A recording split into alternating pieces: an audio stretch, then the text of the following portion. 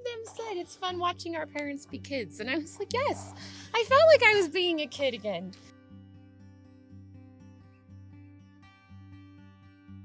I'm Roy. I'm Miles. Sierra. Amber. Cadence. Craig. Yeah, this is our third. This is our third family camp. He's been to 3 summer camps. And you've been to 2 summer camps, and Cadence and I have been to 1 summer camp. But yeah. So Roy over here was diagnosed with severe aplastic anemia in 2020.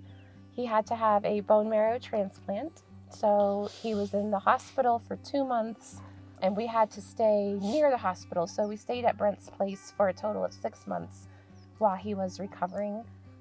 You wouldn't know it to look at him now, but in the middle of it all, it was pretty intense. You know, he had chemo. He was in the ICU for a few days because he stopped breathing.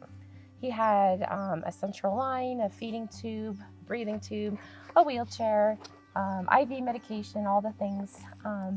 Took about 1.5 years to recover, but now he goes canyoneering. He just hiked Pikes Peak, bar trail, all 12 miles, so he's doing great now.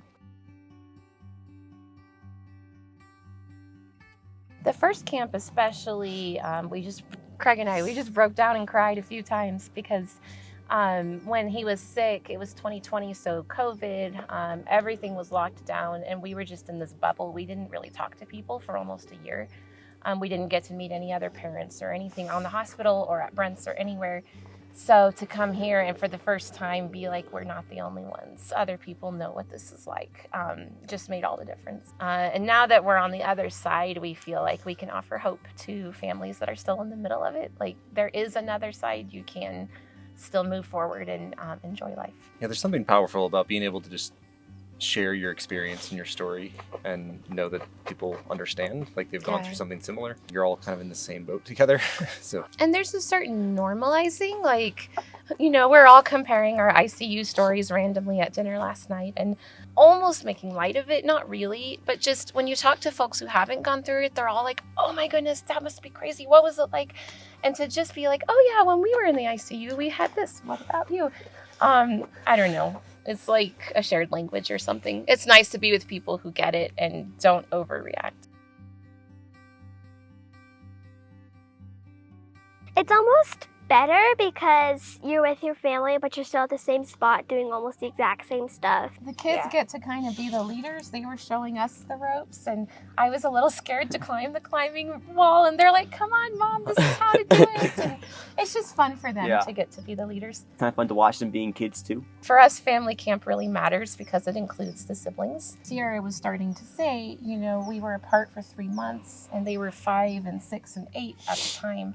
It was really traumatic for us, and often programs focus on the diagnosed kid, who of course has been through a ton, but the whole family suffered and was impacted. And to have somewhere that celebrates the whole family and lets us heal together means a lot to us.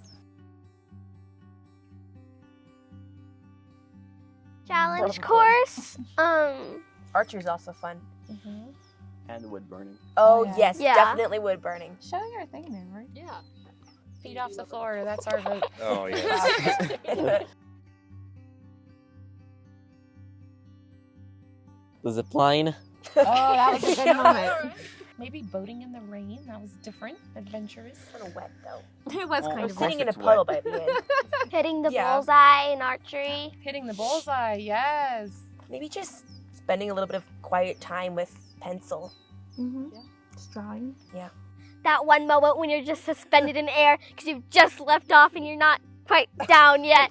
That's a good moment. I snuck off to the hammock at one point, and it was like all the pressures of life melted away, so that was a good moment. I like the whole feel of the camp where it's like Kane said, inclusive, and everybody has something to do. And they include people with wheelchairs. They got Doran up the Yeah, I climbing think it's really cool wall. how kids in wheelchairs can do the climbing. Everyone's included. Yeah, everyone's included. There was a time when Roy was using a wheelchair, so we know what that's like, and just this sense like this is a place where you can belong and engage and you're not left out means a lot. The structure here is incredible, but they keep it fun, and that's what's amazing to me, like as a parent. But when your kid is still in treatment or still recovering, you feel protective of them. You want to know that they'll be safe and cared for and not lost in the crowd. And the kids came back telling us about the dirt-free donkey and the clutter-free chicken. In other words, they had to clean their cabins. And then they told us about showers and candle cats and falling asleep while the bedtime story is still being read.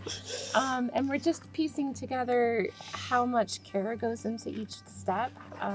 In summer camp, they inventory their clothes to make sure nothing gets lost. And you realize that they really aren't falling between the cracks. They really are getting the same attention they would have gotten at home from us. And there's built-in rest time. So there's all these fun activities, but they're structured. There's always a calm option. And then there's built-in rest time so the kids aren't overstimulated.